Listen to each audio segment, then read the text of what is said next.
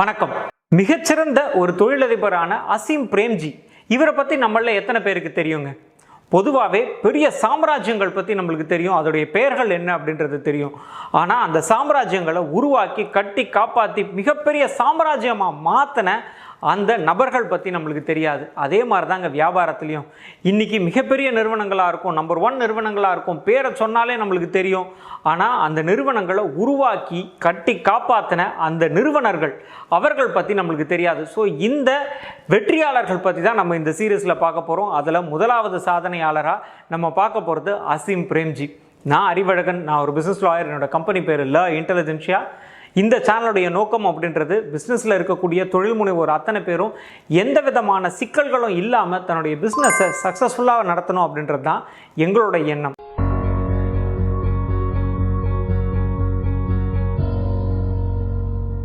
அசீம் பிரேம்ஜி இவருடைய தாத்தா 1930களில் அரிசி வியாபாரம் ஆரம்பிக்கிறாருங்க. அவர் இறந்ததுக்கு அப்புறமா அவருடைய மகனான முகமது அசம் பிரேம்ஜி, அதாவது நம்மளுடைய அசீம் பிரேம்ஜியோடைய அப்பா, சுருக்கமாக இவரை MH பிரேம்ஜி அப்படின்னு நம்ம சொல்லாங்க.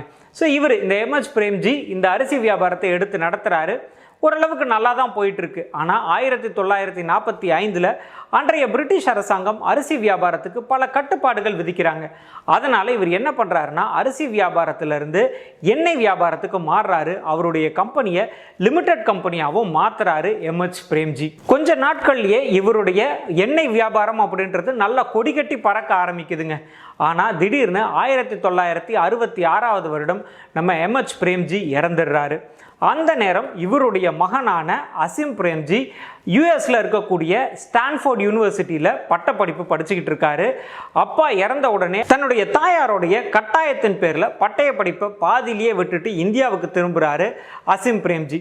இந்தியாவுக்கு திரும்பின கையோட முதல் வேலையாக பங்குதாரர்களுடைய மீட்டிங் கால் ஃபார் பண்ணுறாரு. ஸோ இங்கே பங்குதாரர்கள் எல்லாம் என்ன சொல்கிறாங்க அப்படின்னு பார்த்தீங்கன்னா, இவர் ரொம்ப சின்னவராக இருக்கார், வெறும் 21 வயசு தான் ஆகுது, இவரால் எப்படி இந்த கம்பெனியோடைய நிர்வாகத்தை ஏற்று நடத்த முடியும் அப்படின்னு பல பேர் கேள்வி கேட்குறாங்க.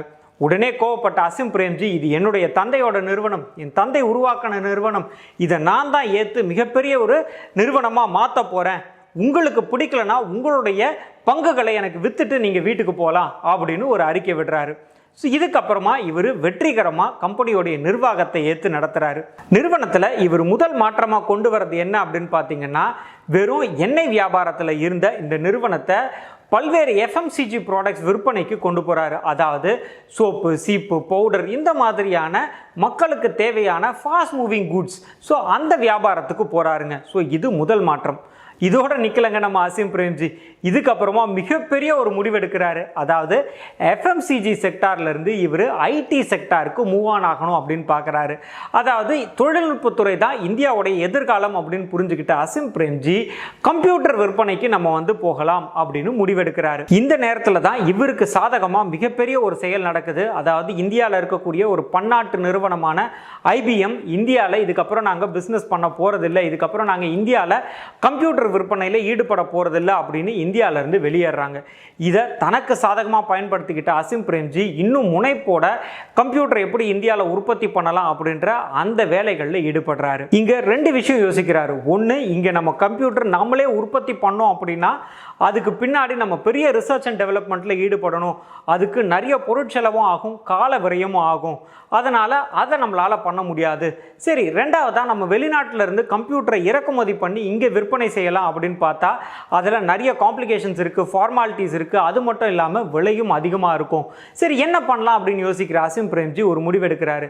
என்னன்னா, நம்ம வெளிநாட்டு கம்பெனிகள்லேருந்து இந்த கம்ப்யூட்டரை உற்பத்தி பண்ணக்கூடிய ப்ளூ பிரிண்ட்டை நம்ம வாங்கலாம், அது மட்டும் இல்லாமல் அங்கேருந்து உதிரி பாகங்களையும் நம்ம இங்கே இறக்குமதி பண்ணலாம், அது மூலிமா கம்ப்யூட்டரை நாமளே உற்பத்தி பண்ண முடியும் அப்படின்னு முடிவெடுக்கிறாரு.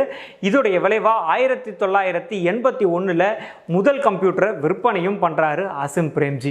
இதோட நிக்கல அசீம் பிரேம்ஜி இதுக்கப்புறமா தன்னுடைய கம்பெனி மூலிமா ரிசர்ச் அண்ட் டெவலப்மெண்ட் பண்ணி நிறைய ஹார்ட்வேர், சாஃப்ட்வேர் அப்படின்னு உற்பத்தி பண்ணி உலகம் ஃபுல்லாக விற்க ஆரம்பிக்கிறாருங்க அசீம் பிரேம்ஜி. அன்னைக்கு முதல் முறையாக அவங்களுடைய தாத்தா அந்த அரிசி வியாபாரத்தில் ஆரம்பிக்கும் போது ஒரு வாரத்தோடைய விற்பனையே வெறும் 2 ரூபாய் தாங்க. ஆனால் இன்னைக்கு இந்த நிறுவனத்துடைய மொத்த வேல்யூ அப்படின்றது எவ்வளோ தெரியுங்களா? கிட்டத்தட்ட $25 பில்லியன். சரிங்க, இவ்வளோ நேரமாக நம்ம கம்பெனி அப்படின்னு சொல்லிட்டு இருக்கமே, இந்த கம்பெனியோடைய பேர் என்னன்னு தெரியுங்களா? வேற ஒன்றும் இல்லைங்க, விப்ரோ. இதுதான் இந்த கம்பெனியோட பேர். 1945 அசம் பிரேம்ஜியோடைய அப்பா எண்ணெய் விற்பனையில் இருந்தார் இல்லைங்களா. அப்போது இந்த கம்பெனிக்கு என்ன பேர் வைக்கிறாரு அப்படின்னு பார்த்தீங்கன்னா western Indian palm refined oil அப்படின்னு வைக்கிறாரு.